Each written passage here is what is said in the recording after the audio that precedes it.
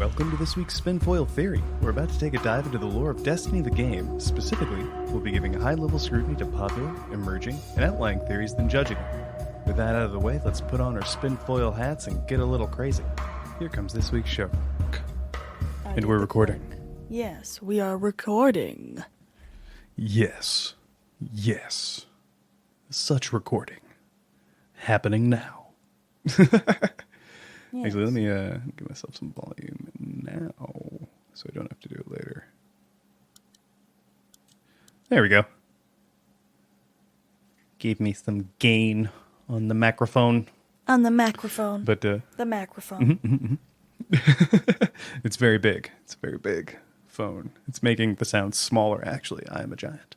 But welcome to the Spinfoil Theory podcast, everyone. This is your host, Taylor-B, along with our other host of the show, LadyLucida. How you doing, lady? Doing pretty good. Did you have a good holidays? Yeah. I did, unfortunately for Kari and I, we found out that she has tested positive for COVID. So my test came back negative, everyone. And, for the most part, we feel fine. We're fully vaccinated. So things are not terrible. We thought it was a cold. But so we're just on lockdown, which is kind of fine. We were planning on spending the holiday just kind of to ourselves anyway. But yeah, so now extended. Yay. I didn't tell you this, Lucy. Did I tell you what Kari's mom got me for Christmas? No, what'd she get you? She got me the animatronic Grogu. Oh my god. Yeah. His little ears move, his hand moves, he makes noises, and you get like this little wrist thing to control him with. That's cool. Yeah. I'm an adult person, and I squeed. I was like, oh my god, it's Grogu. Oh, that's great. He can wave at me. So was very super jazzed about that. But yeah, so that was my holiday. How about you? I thought it was pretty good. I mean, I got pretty much everything. I think I got everything I wanted on my Christmas list except one thing, which was a lamp. But I can just go buy a lamp. It's fine. But yeah, I think I did good. It was my first holiday with Kelsey's family, and they were nice. So yeah, it was awesome. Nice. It was nice. It was weird though, because back home it was snowing back in Washington, and here it was just pouring down rain. So I'm like, haha, the weather's flipped. I was gonna say you're gonna be lamenting that come February. Oh yeah, no, I will. Only going to get worse as time goes on. But yeah, it actually rained here too, which was kind of nice. It was 70 degrees on Christmas Day here in DC. That's crazy. Yeah, it was a warm one. I was wearing my shorts. So. Oh wow. Ooh, and Kari got me a Destiny sort of Christmas sweater, long sleeve T-shirt thing, which is awesome. So I was wearing that all yesterday too. So yeah, good little Christmas holiday. So yeah, so I hope everyone else listening, hope you guys had a happy holiday as well. This is the first one we're actually recording after the holidays. So the last couple episodes, even though we did all our well wishes and just follow up, hope you had a great holiday season. With that, let's move into this week's theory. So this week we have a pretty interesting one. We're going to be going over a couple things in another little mini series about the Grasp of Avarice. Spooky. Dun, dun, dun. That's the Bungie 30th anniversary dungeon. So if you haven't pre-ordered Witch Queen yet, it's bundled with that right now. I don't think you can buy it separately yet. No, you can. But I think eventually you'll be able to. No, you can. You can buy just the... Well, not the dungeon. The dungeon is part of the 30th anniversary thing. And you can either buy the 30th. Yeah, but you can't buy, can you buy just the 30th? Yeah. You can. My friends did. Well, that's good. My friends did. Nice. That's how they got it. They're just like, I don't have enough money for Witch Queen right now. I can dig it. Well, groovy. Scratch that then. You can just buy it. Good job. Good So job. go enjoy it. It's a lot of fun though. There's a lot of little like Goonies references, The which whole I really thing dig. was I'm pretty sure the whole thing was a Goonie reference because you're. I would have loved it if one of the enemies that you fought, or maybe one of the bosses, was maybe like the Tinkerer kind of thing. Like they run away a lot, but like the whole time they're doing it, they just leave like a trail of like slippery grease or oil, so you get like a nice slick shoes reference. Yeah. Yeah, slick shoes, haha. Ha. And I'm also sad there was no truffle shuffle. It's a consummate. Actually, you know what? I'm probably better off. I was always the fat kid, so the truffle shuffle doesn't actually have good memories for me. I don't know why I miss it. You're like, And it's just like why part of do the I miss movie. this? It's just Yeah. maybe. This used to be used against me. This is not a good memory. Like, why? Anyway. And it's a really and we'll do some going into the lore behind the episode here too. But it's a really fun dungeon. If you haven't tried it yet, highly recommend it. And so I guess also like spoilers alert. If you haven't played it, we're going to be talking about stuff that they do. So Yeah. Yes. I also recommend going in blind. That's how. So I went in. So when my first time doing it, I did it with me, Kelsey, my partner. She hadn't done it either. And my friend Eric, who had done it, but he said he literally said, "I'm not telling you guys how to do anything. I am just here as a third person." And then we had to figure everything out. It was so funny because that's pretty funny. like I figured out the mechanic with the engrams really fast, only because I didn't even like look up a video or anything. I just killed the guys in the loot cave right where they spawned, and it was right next to the crystal, and then my number started counting down, and I was like, oh, I think you're supposed to do something with this. Or banking moats, but not really. Yeah, you're smarter than me. When at that part, I ran in the loot cave out of habit to kill them as they spawned. Mm-hmm. And I didn't even notice the whole mechanic with the crystal. I figured that out at the boss later. Oh no! Oh no! Well, so the first half of it, up until the ogre, whose name escapes me at the moment, but I was playing solo, and it was a lot of fun. I died at so many little shit. So that's why I say there are so many little traps and hilarious things that happen, especially in the first part. Yeah, especially if it's like your first time going through it too. All those little pressure plates. Like, I remember there's a part where there's a big circular door, and then there's the two smaller doors. And my buddy Eric was like, all right, where do we go? And I just was like, oh, I'm going to go this way. And I went through one of the doors, stepping. This was like the first time you really see like the pressure plates. And I stepped on the pressure plate and immediately died. And I was like, what just killed me? I don't understand. And Eric was laughing. He thought it was so funny because like he knows, but he's like, no, I'm not telling you. I'm not telling you anything. You don't get to know. That's funny. That's really funny. Yeah, so I got up to that boss, and I was figuring out. I had just figured out the mechanics to the ogre, and then my buddy, one of my buddies, Aries, he hit me. He was like, "Hey, you want to do that dungeon?" I was like, "I'm in the middle of the dungeon. You want to join from now?" He's like, "Yeah." So he jumped over. He's like, "Yeah, sure. I don't see why not."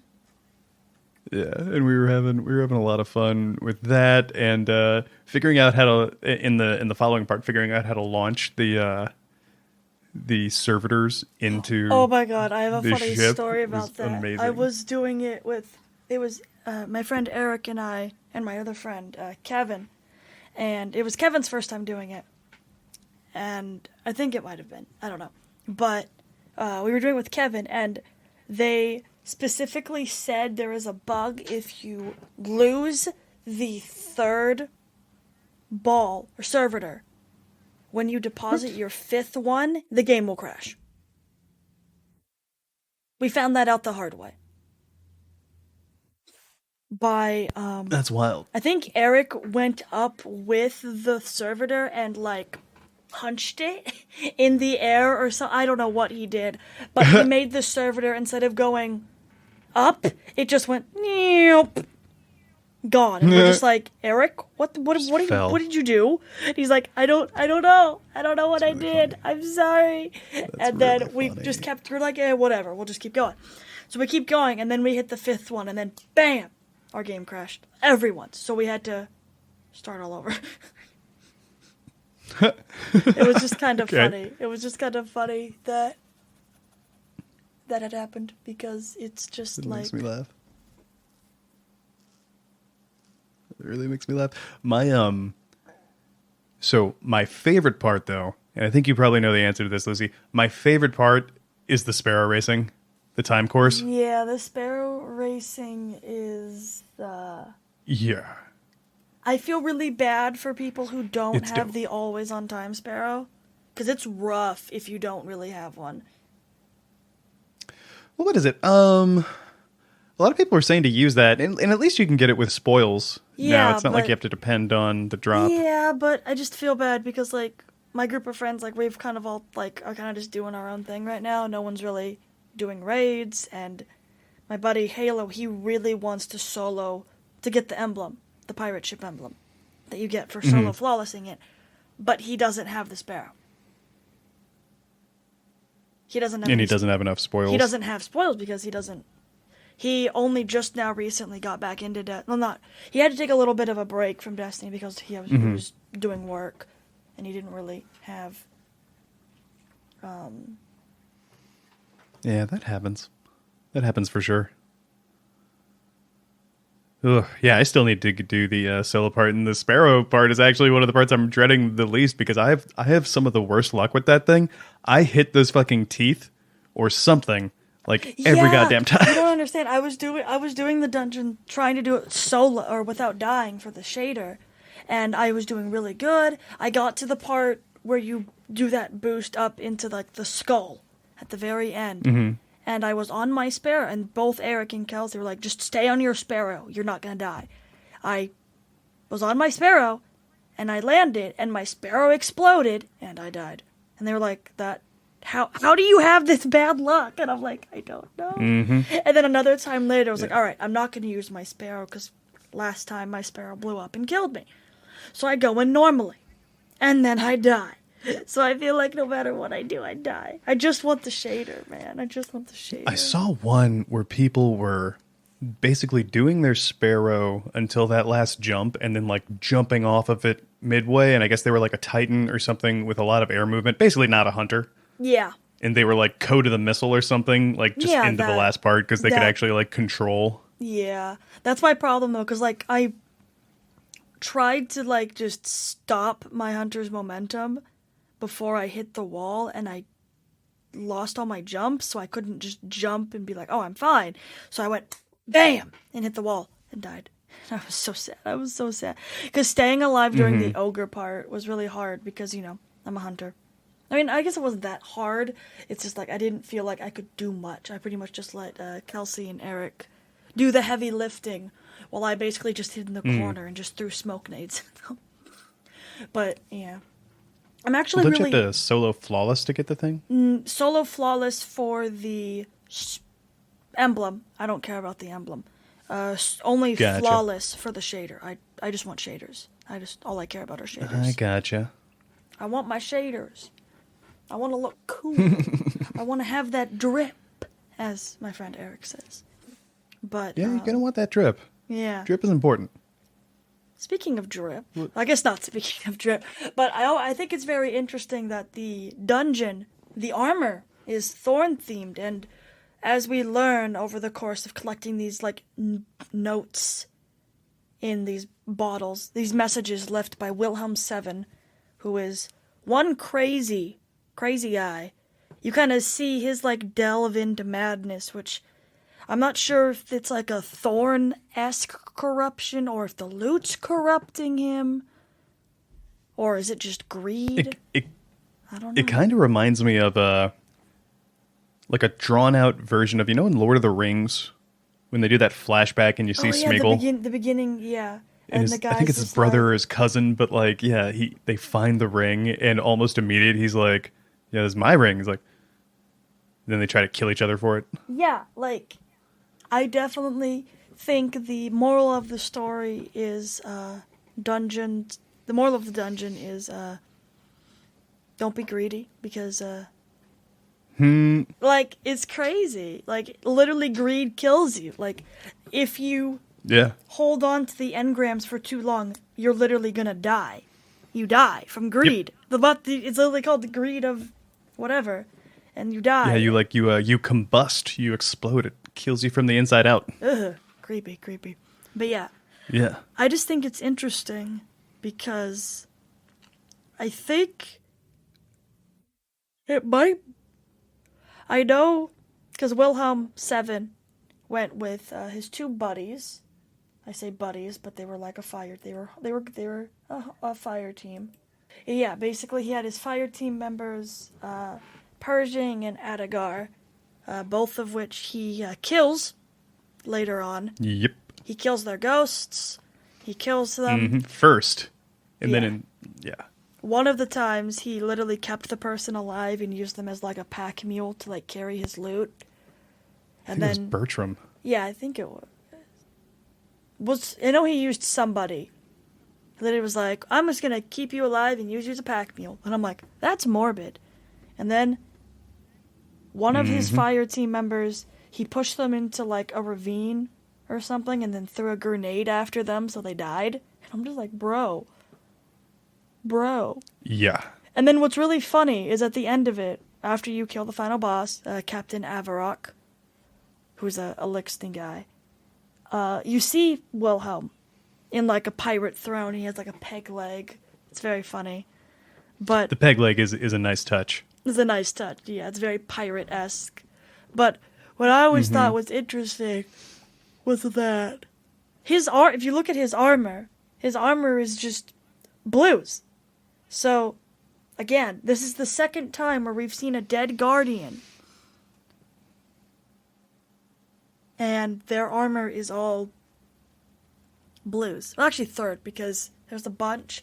Like, actually, when you're going through the dungeon, you can actually find his old fire team members on the ground, dead. At least one of them. When you're at the part where there's the circular door, and then there's the two smaller doors, and you have to go through one of the small doors, push a button, then go through the big circular door, jump across, push another button, go back through another door. All of that. And I think that's meant to be the ravine where he kills the one guy. yeah, I think that's the ravine because there's a dead guardian on the ground, and they're a warlock and they're wearing like, I'm talking like greens, like I would say almost like whites, but like really bad, ugly. I don't say ugly, but like like the really basic armor, which makes me think that like guardians normally only wear like blues or green armor, like most of them, and us, the player or the guardian, we get legend. Like I think if you're like an NPC, obviously you're gonna be wearing legendaries like Zavala, Ikora, Shahan has an exotic even, and like those kind of people. Yeah, but I think 90% of guardians, like they don't normally run legendary. Like legendaries are like really rare. Well, they're rarer than rares. So, but like, well, no, I'm just like because like we saw Catabasis in the Prasaz mission, and this guy was a shadow of Callus, and he was wearing blue armor. That really bothered me because honestly, he should have been. He should have if he has the Callus ship, and he's one of the only, I think, the only guardian who has ever seen Callus's true form. He should be wearing the shadow armor. That's a Well, yeah. That's a misstep on Bungie's part, and I'm annoyed. I mean, I can see why though, because you can't get that armor anymore, and people might see that armor, and then they would be like, I want that armor, but you can't get it anymore, and then they'll cry. That's the only reason I can see why, is they don't want people to look at it and be like, oh, that's cool, how do you get it? Oh, you can't. Well, I mean, I would also offer that there's a little bit of in-game sort of reasoning to it too. I think because all the way back in D1, I remember, I think it was it Seth Dickinson, or was it another one of the writers? Like, I don't think they're part of the narrative team any longer, but it was someone who had written the descriptions for basically all the blues, all the rares. Yeah. And in D1, especially in vanilla, a lot of these rares had like cryptic or like story-like names and little blurbs, and that was because the writer at the time when he first did that stuff, and of course it got approved because it was awesome. But he assumed that there was going to be a lore tab to go with that. Oh, he's going to flesh out some of that stuff. That makes a lot. So a lot of the because he thought the way they described rare, the way he read it is he thought rare was going to be like the harder to find thing as opposed to legendary. He just thought legendary was better than like crap armor. Ah, he got the order wrong. Okay, so he got it the other way around. But like, based on those descriptions, though, of how it ends up being in game, like of the items, like back on those old Grimoire cards, it kind of makes sense that most Guardians wouldn't have access to things like beyond this higher end. Yeah. But I don't know. I just feel like with Catabasis that with him being such elite member of Callus's I guess of basically the shadow of Guardians, that he should wear the shadow armor, or at least throw him in the the menagerie armor, because you can still get that from Zur when he sells it. So then that's just my biggest gripe with not with Prasad. That's my only complaint with Prasad. Like, if they just had made the armor the correct armor, then I would love it. But that's just like me being extremely, extremely nitpicky. And the only reason I am that nitpicky is because I have that ship, I have the armor, I have that title. Callus should have came to me, not this random schmuck. No, I'm kidding. But no, you don't understand. I did Menagerie 150 something times trying to get the ship. I finally got the ship when I 3-manned it when it was the Ogre boss, and the Ogre boss I think is like one of the harder ones to 3-man. We 3-manned it without anyone dying. And then I got the ship. And I was like, alright, I'm never touching Menagerie ever again. And then I didn't. But it just, I don't know. Like, it took me everyone I knew already had the ship except me. And I was just like, I want the ship. Because, I ran the Shadow title. I ran the emblem. I ran the full I never got the Shadow title. I'm sorry. I hoped Kelsey get the Shadow title. That was... So I have done... Never get a team together. I have done Crown of Sorrows flawless, not once, but twice. Because I'm crazy. I remember I remember doing that, and Kelsey, she was so nervous because she's done raids before, but not messing up, not dying, you having to play really carefully. That's especially the jumping puzzle. Oh man, she was just she was the text I can't do this, this is too much, and I'm just just relax, I've done this before, relax, we will be fine, and we did it, and then we got it. And she has the title, and it's great. Nice. She mainly runs the flawless title though, because she's flawless, of course. Yeah, every time I see her and there's a new season or something, she's already gilded it. New season was yesterday. Yeah, she's already gilded it. Yeah, she has a team, I think. She at least has one other person who she goes in, and they're pretty good too. And Eric's also now gilding his flawlesses, so I think they're a team, a flawless team. I mean, I got the flawless title. That's what's up. I'm not gilding it, hell no. The only thing I gild is I gild Dredgen accidentally every season. And Well, no, it's been like, I guilded it once just because I was like, oh, Gilded Dredgen, that sounds cool. And then every time since then, I was just like, oh, I'll just guild it once. And then I play Gambit to, do one of the seasonal challenges, or guild it to, I have to get the rocket launcher, and I need to, basically reset twice anyways. So I did that, and then I accidentally, by doing that, I pretty much accidentally guilded it. The only one I guild every season consistently is Conqueror. That's like my thing, is the Conqueror seal, Grandmaster Nightfalls. I think those are fun. I'm a masochist, okay? I'm crazy. I've done all of the Halo games on Legendary. I'm insane. I haven't done Infinite yet because I need to go redo it, and I need to go get all of the skulls so then I can do it on Lasso, because I really hate myself. That's what Eric's doing right now. He's doing it on Lasso. But I showed him. Oh, jeez. I showed him there was a secret you can do that makes it really easy, and he did it in under 5 hours. Oh, wow. I think. It took him 5 hours. It took him 5 hours to do a Lasso run. And I'm like, Eric, still, you need help. Why are you doing this to yourself? But yeah, I just I don't know, it feels really rewarding when you beat challenging content. That's why I and I'm really hopeful about the Witch Queen Legendary campaign, because they said it's going to be like Halo Legendary, like Doom Nightmare mode, or whatever the hardest is on the Doom games. I don't play Doom games. Like, they said it's going to be hard, and that's good. I'm excited. And I hope we get something out of it besides, higher stat roll armor. I want a tangible, like a ship, a sparrow, a ghost, cough, cough, hive ghost shell, cough, cough.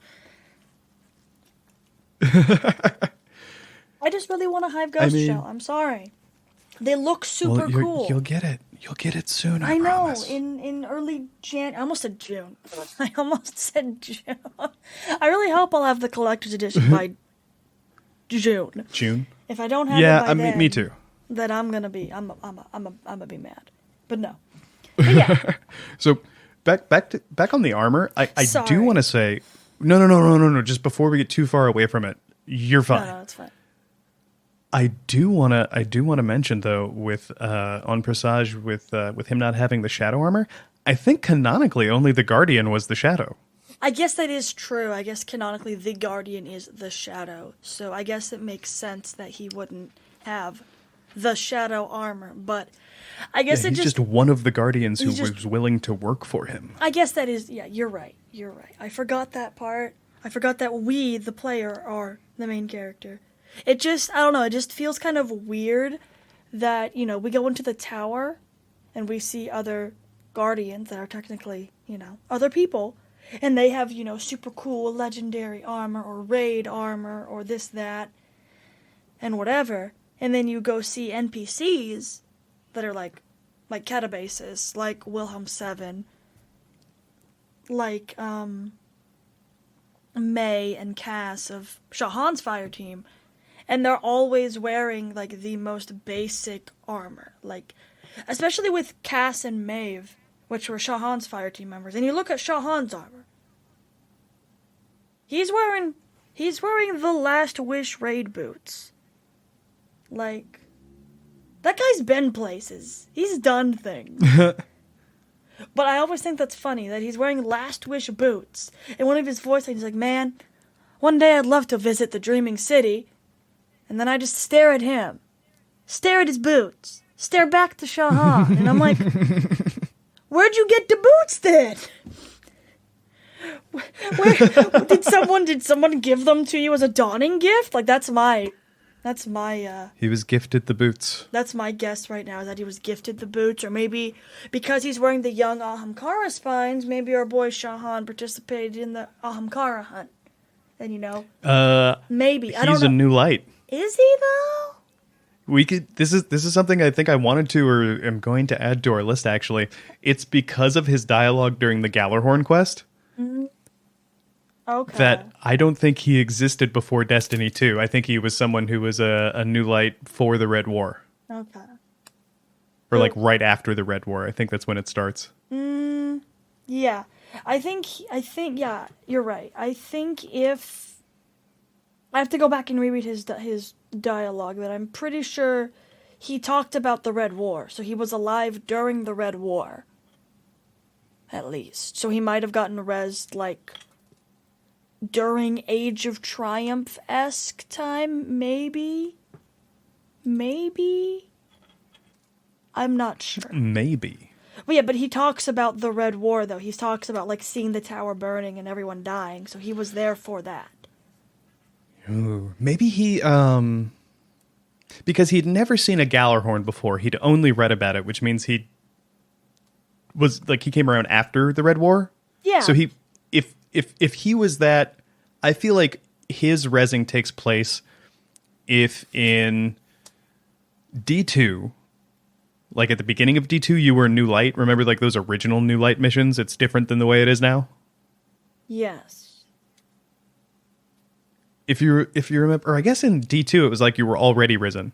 Yeah, in D2, you, like, the only thing that was At the different beginning was of it. the dialogue at the different. The story was pretty much the same. You were just on patrol, and then tower gets. They only added in the new light stuff with Shahan and everything relatively recently.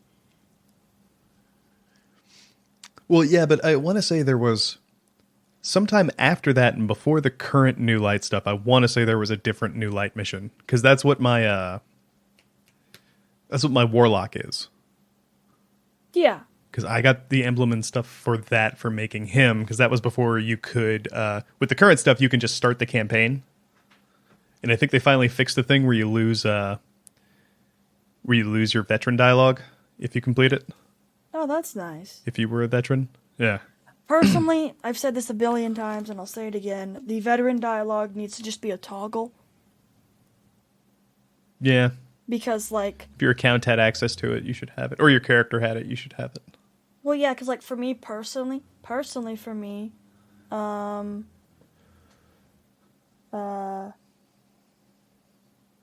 like, there are people who played Destiny 1 on, like, Xbox or PlayStation or whatever, and then when Destiny 2 came out, they swapped to PC, so they lost their emblems, they lost their veteran status. Yep. That's not really fair to them, though. And there are some, like, one of my friends, his account got bugged or something, where he is a veteran, but he doesn't get the veteran dialogue, and he's stayed on Xbox the whole time. Is it because he did the New Light stuff? I don't know if I think maybe, but it's like on all of his characters, which is weird. He doesn't know. Yeah, the New Light bug, as far as I knew, was just on the character you did it on.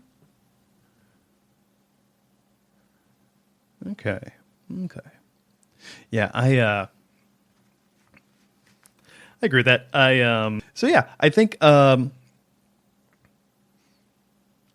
think just sort of reining us back in here, one of the most interesting things about that dialogue, too, about how Wilhelm goes after his people, the one that he turns into a mule, once he kills his ghost, Wilhelm comments, yeah, so he's a lot weaker without his connection to the light.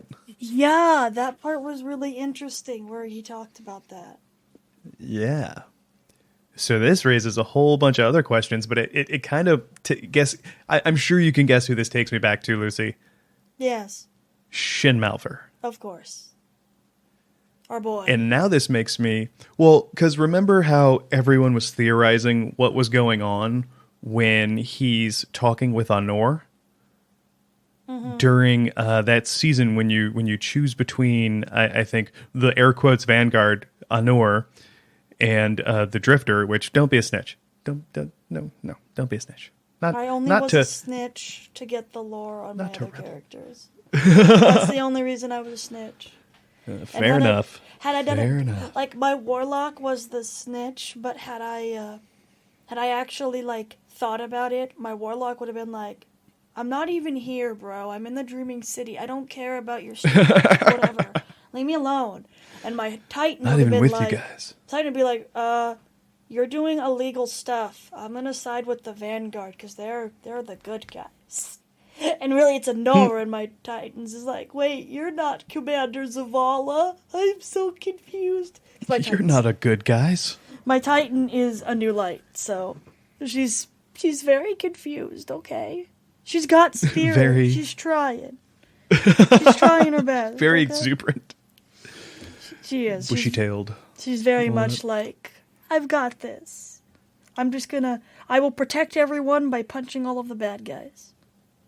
That's her. That's she's protective in like the sense of if I kill everyone, then everyone's protected. If I kill the bad guys fast enough, then nobody else has to die.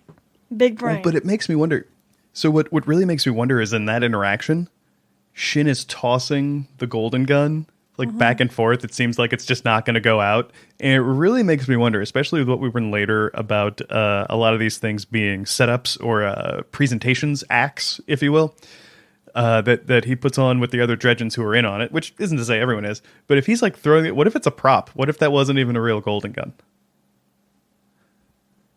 Wait, you're saying, like, he just is like, yo, all right, a Nora's coming. Quick, someone give me the prop gun. Give me the prop gun. All right, no, he already had it out. He already had it out. Oh my God. And this is what I'm saying, like, he was gonna like go through an act similar to what he does in front of us. Yeah. In the quest. And he was about to like kill these like Dredgens who are presumably in on it, if this is the case.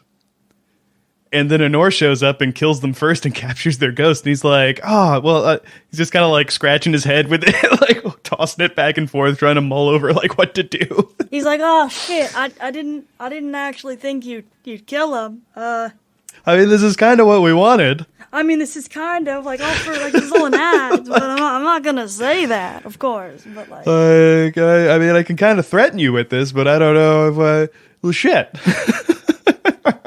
It's not.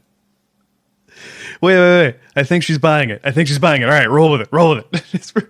All right, she's buying this the improv. All right. Let's All right, she's not noticing the golden gun being like out for way too long. She's like, oh, but it's the man with the golden gun. Of course his golden gun's gonna last forever, right? No, it's just makes sense. It's these boots. These are golden gun boots. Wow, that's pretty cool.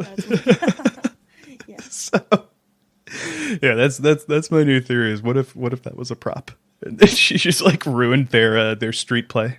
They were doing a street play. And he's like, "Oh yes, I am Shin Malphur, man with the golden gun. Bang, gun noise. Bang, gun noise. Bang, gun noise. Now you guys fall over and act dead. Oh God, we've been shot. Oh no." They throw out fabric, red fabric instead of blood. Yes, red fabric. Oh God. Oh God, I've been shot. Oh no. Yeah. And then Anor shows up just like that. Like, did we act too well?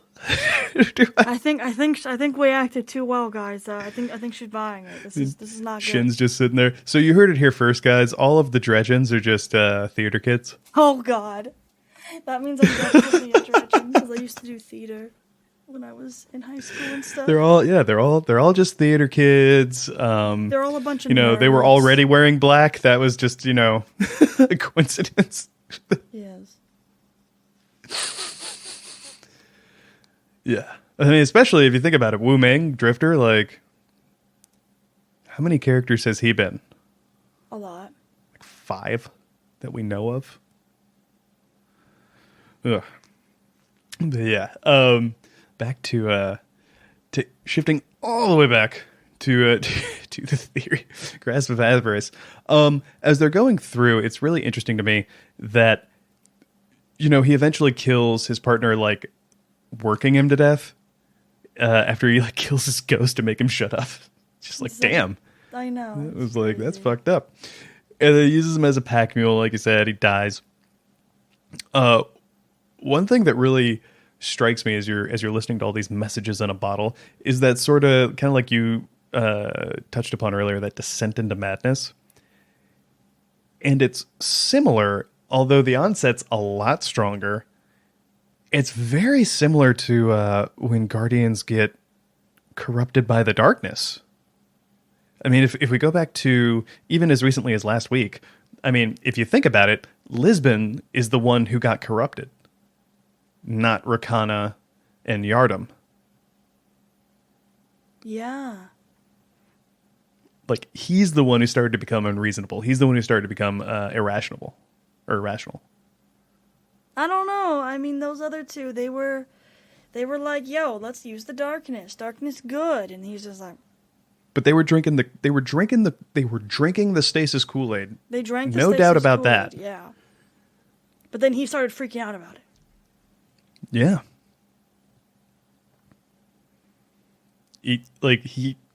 I mean, Han shot first. Lisbon shot first. You know what I mean?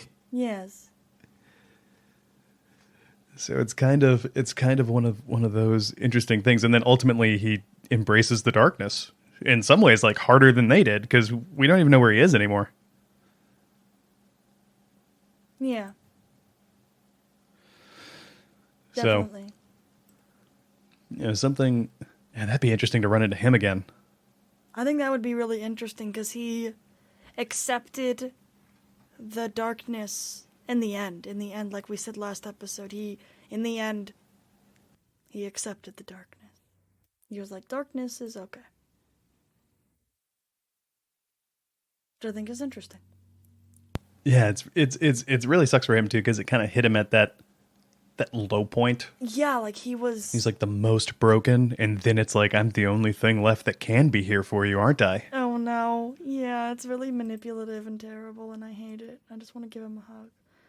Just let me give him a hug, man. Yeah, like he was really broken, and then he kind of got, at his weakest mental state. I think if we do ever see him again or hear about what happened to him, he'll be almost fanatical about the darkness, because it'll almost be like rebuilt. It's like, yeah. I wonder if we'll see him and Shariah, not Shayura.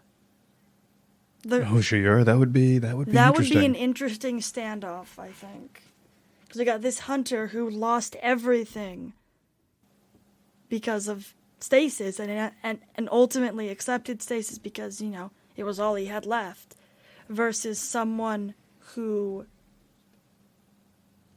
thinks of stasis as like the absolute evil. Be very interesting.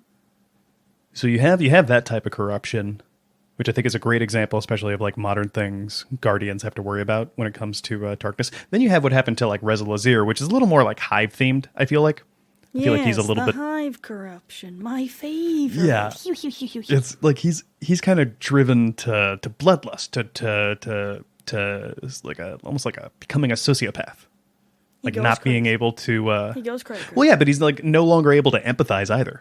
Yeah, it's almost like he has What I think is interesting is we know Reza Lazir was basically a Titan before Titans were a thing, and what I think is really interesting in the because we don't really know what class Dredgen Yor was. We have, the, we have the rose, artifact for hunters. We have, a hunter cloak that is also Dredgen Yor themed. So a lot of people were like, oh, Dredgen Yor's a hunter. And then later on, there's other stuff that's like, no, Dredgen Yor's a Titan. Now there's the, I'm blanking on the name. What's the poison gauntlets for warlocks? Necrotic. I don't remember. Necrotic grips? Yeah, necrotic grip. Grasp. That's also, using the thorn stuff. Thorn corruption to make gauntlets, if I remember the lore of that armor piece correctly. I might be. So, one thing that's really interesting there is, just as a quick note, and a lot of people actually, if you remember when I think it was like the Dwindler's Ridge, or maybe some of the original Thorn lore, but the Grimoire card, it was a hunter versus a warlock. And everyone assumed by the end of the story that the hunter had to be Shin. Yeah. So, we don't really know what class.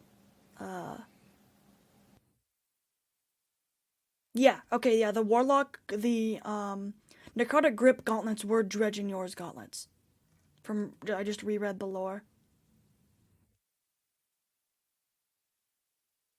Interesting. I think, because it says, blah, blah, blah. I got my first look at Artifact H349. It's heavier than expected. More than a few people questioned if we should even study something with such a dire legacy. But if we can't understand our enemy's tools, then we leave ourselves vulnerable to them. Ooh. So interesting. That's another conversation entirely, because I definitely kind of want to Yeah, we could do another explore someday. episode. We could do a rabbit hole episode like that. Yeah, like, is it possible in universe to change classes? I think so. Even though it's not possible for the Guardian. I think it is. I think classes, like, the only reason classes are so cold cut now is because, you know, they have the Vanguard. Think of the I don't know. I know there's definitely ways for people to, like, I wouldn't say steal things from other classes, but well, they can share information. I think they it's can share, yeah. didn't hunters teach warlocks how to blink? Yeah. Hunters teach warlocks how to blink. Fellwinter shoulder charged a warlord.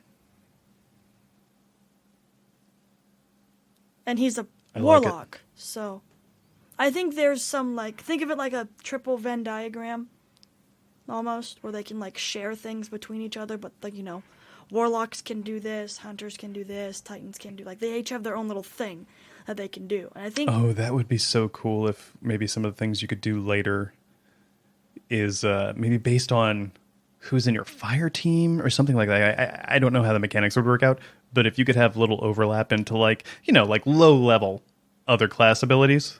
Yeah, that'd be cool. Yeah, I think that would be cool. Warlock with a throwing knife. Oh god, that sounds horrifying. But yeah, because I think it'd be cool to do, like, little combo things, like, oh, if you have a warlock and if you have a solar warlock and a void hunter, you can do something. Or if you have, you know, the opposite that's a little bit different, that'd be cool. But even with all of those guys who, the ones that are a little more darkness themed, or at least a little more in that sort of stream of, like, darkness to Hivey-Wiviness is a new term I'm going to coin here. Hivey-Wivey. It's like timey-wimey, but Hivey-Wivey. And what's happening to Wilhelm in Grasp is a little different.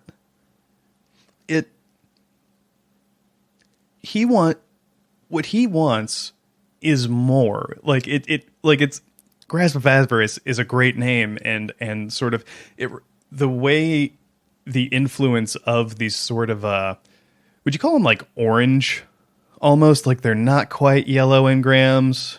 They're like orange, and then as they're about to explode, they get like red. Yeah, they start out like this, like almost like they're like imitations almost. Yeah. They're like, from far away, when you first see them, you're like, oh shoot, exotics. And then as you get closer, you're like, wait, it doesn't look right. It's not a real. Yeah. Well, one thing that it struck me, and if anyone else out there, you know, listening is a comics fan, DC Comics in particular, when you go into, like, the Green Lantern sort of, like, lore, the lanterns end up being, like, a myriad of, so, like, there's one for every emotion. So, like, Green Lantern is, like, they're like courage and, like, willpower, and then there's Red Lanterns, which are anger. There's, what is it?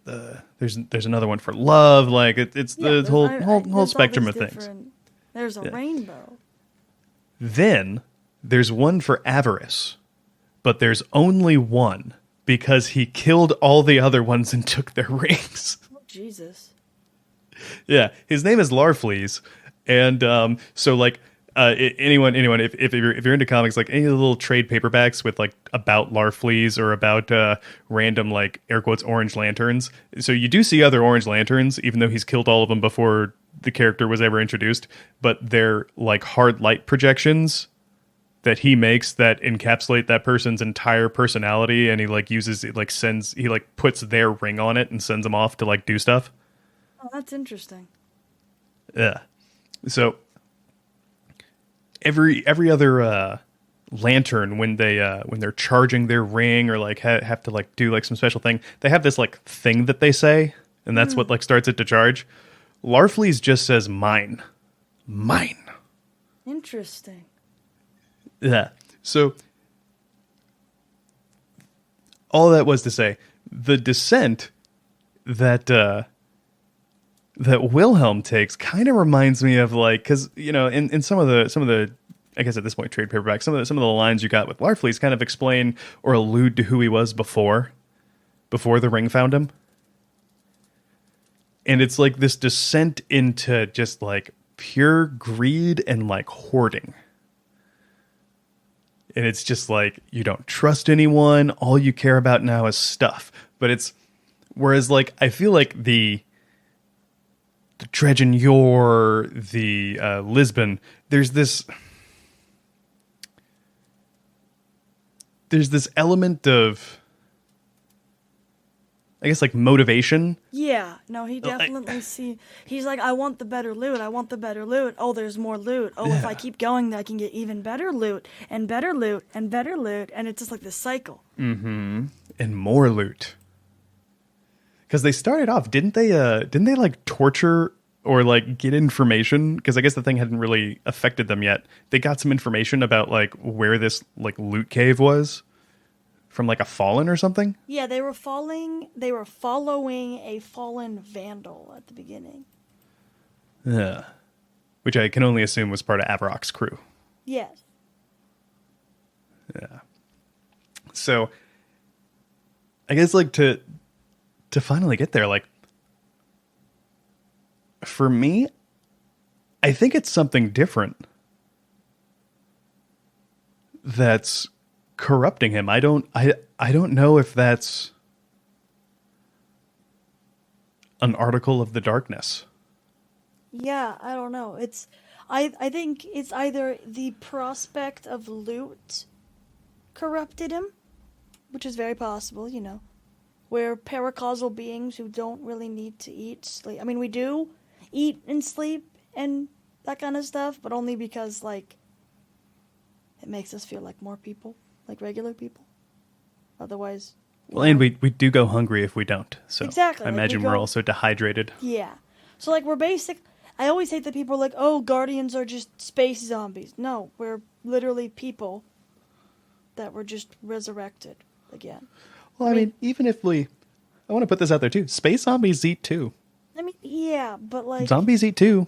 Like, they don't just... We're not, like, mindless puppets. Or are we? Do-do-do-do-do-do-do. Who knows? That's funny. We're all just puppets of the Traveler. We thought there was free will, but that was the first lie. Maybe. Dun-dun-dun. Maybe that's the truth Savathun will tell us, is that we are puppets for the Traveler. Ooh. Don't know. Oofed. Oofed. Big oofed. That would be rough. But yeah. But, basically, what was I gonna say? Because, like, when you're playing with, like, your friends and everything, and your friend gets, like, the god roll weapon you have been trying and trying and trying and trying to get, and they just get it first try. This has happened to me many times, as you can tell. I'm just like, ugh. It's just like, bruh, just give it to me, man. And they're like, no, I won't. Like, come on, just, I've been trying to get that forever. Come on. Just give it to me. Come on. Not today. And then, you know. So I got... Like, I can definitely see how, in universe, I can see how the prospect of greed and getting better drops can corrupt a person. I can definitely see that. But if it's not just, you know, greed or whatever, if there's some, like, malicious darkness going on. Like, even the Hive are affected by the greed when you're doing the ogre encounter. Because, like, you open up the door... When you open up the doors, it says, like, oh, the Hive are tempted by greed or something. So... Yep. So, I submit, for reasons out of game, but I submit the forces behind this, because I think those engrams are paracausal. I think when you find,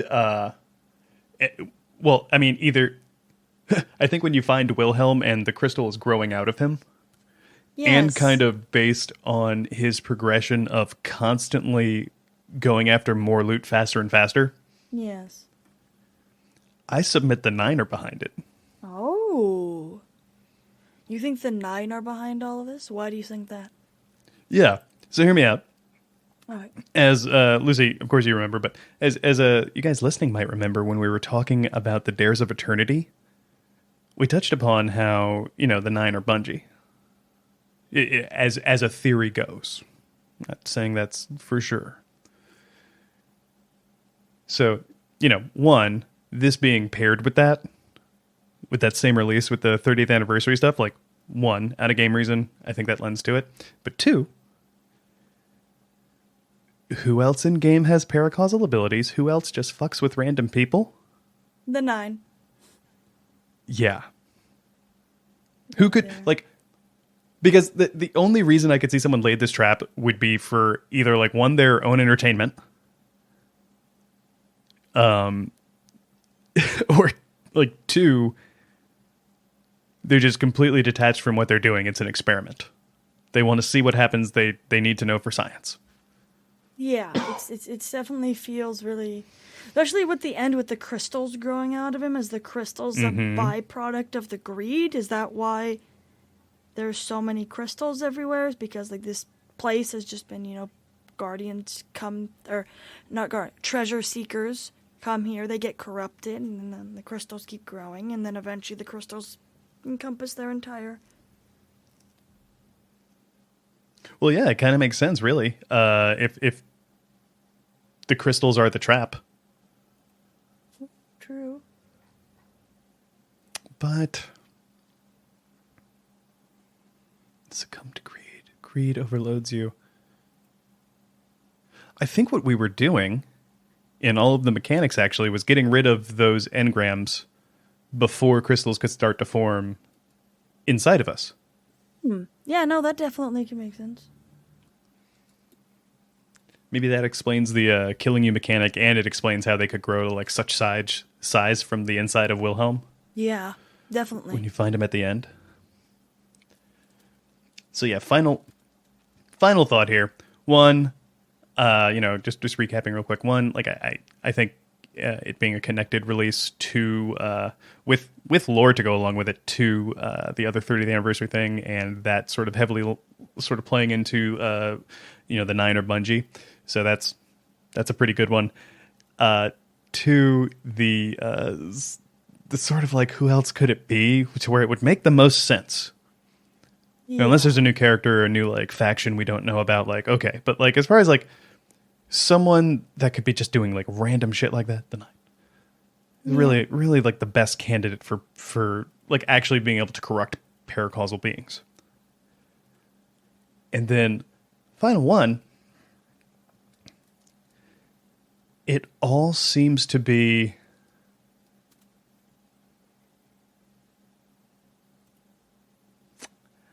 what's the word here? It all seems to have a sort of presented moral to the story. Yeah.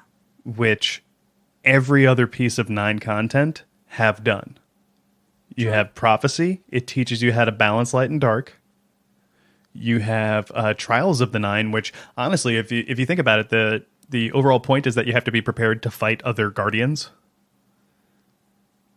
in high stakes games, which I guess you had already had, but that was kind of part of their stuff. There might be a divide coming, which if you think about it, what if those other guardians were Hive?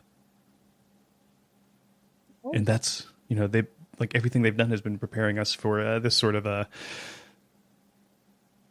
end game of the game between light and dark. Yeah. So there's a moral of this story too. It has to do with greed. It has to go with going after loot and farming things, but it also has to do with trophies. And it's teaching people the hard way not to fall for the glittery things. There's bigger stuff, especially with it coming like right next to the dawning. I think there's a little bit of that in the air too. It's better to give than to receive, all that. I don't know. That's sort of that's all I got. Is there anything else you wanted to talk about with this one, Lizzie? No, I think we covered everything. All right. Well, with that, I say we head into scoring. Yeah, definitely. Would you like to go first? Sure. I'll go first. Nice. I give this 55 engrams. The fake engrams, not the real ones. The fake exotic engrams we get in the dungeon. The exploding engrams. The exploding ones, yes. The greedy engrams. I can dig it. Is that now for or against? No, that's 4. I think Nice. There's definitely something going on in the dungeon, especially with with how fast. I wouldn't say how fast, but it does take a long time for Wilhelm to get corrupted because it starts with day 2, and by the end of it, he's like, I don't know what day it is anymore. I think he last started counting at like 80 or something. So he'd been in that dungeon a really, really long time or something. Like, he went... So he might be a D1 guardian. Maybe. This is why he wasn't doing anything during the Red War or anything. It's, Mm-hmm. we hadn't heard of him until then, is because he was in a treasure cave the entire time. I didn't think about this. This might give extra implication to Rahul, since the bones used to say 1,000,000 deaths were not enough to satisfy him. Yes. In that same cave. And the bones are still there. Yeah, they are. Well, not anymore, I guess, canonically, if you open up the floor. But, all right. I can dig it. So 55 fake engrams for Groovy. Groovy. I'm going to give it, I'm going to give it 9 nines. 9 the nines. 9 the 9. 4. That might be the most 9s we've ever had used. Reiterating joke. Yeah, I think. Yeah, unless it's just one of those random things where, like every now and again in Destiny, there's just some like random other force. Like I feel like the Cabal are kind of that way. Because until recently, they were just kind of doing stuff. It's like, yeah, you have the darkness encroaching, these fallen, we're chasing the Traveler, and also the Cabal. Like D1, it's just like, yeah, I don't know why they're here trying to kick our ass, but they seem intent on it. Every now and again, there might be some randomly introduced new thing, but I think it's the best. As much as I like to make fun of Occam's razor, I feel like this is just the simplest answer. Makes sense. Huh. Groovy. All right. I guess with that, you want to move into shout-outs? Sure. Give me, You want me to go first? Yeah, you go first. I'm going to give a shout-out to... I don't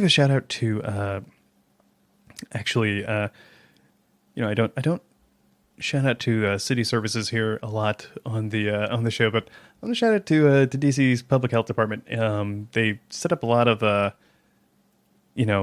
distribution centers for testing in libraries and stuff like that. And for anyone who doesn't know, we had a positive test here in our household, and so we're now on lockdown. But everyone's fine.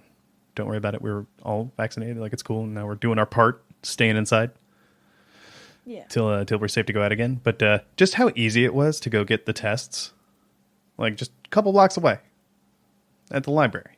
It was awesome. That's good. And send it in and get results faster than their predicted amount of time. Like that's awesome. We need more of that right now. It's just making it easy and accessible for people to be safe. So shout out to them. Yeah. Alrighty. Now it's my turn for a shout out, I guess. I mean, oh boy. You can pass. You can pass if no, you it's not. I always pass though, because I'm always just like, and then my brain explodes. My brain goes. I guess I'll shout out to my partner Kelsey for being awesome, and I was able to spend the holidays with her for the first time, and that was really nice. Nice. Groovy. Well, it's always nice when the first time you visit. I think I said this to you privately, but I think everyone will agree. The first time you're like doing the holiday with the I guess like the proverbial in-laws. Yeah. Always nice when it goes well. So, with that, everyone, Happy New Year. This will be the first show for 2022. It is. Yes. Happy New Year. Yeah. Guys. So Happy New Year, everyone. Let's hope this one's better than the last one, and we'll see you next week. Bye-bye. Toodles. That's off, Guardians. That's it for this week's discussion. Have any questions or comments about this episode? You can reach out to us on Twitter @SpinfoilTheory or write us an email at spinfoiltheory@gmail.com. If you'd like to read our show notes, check out articles, listen to past episodes, and more, be sure to pay us a visit over at our website, spinfoiltheory.com.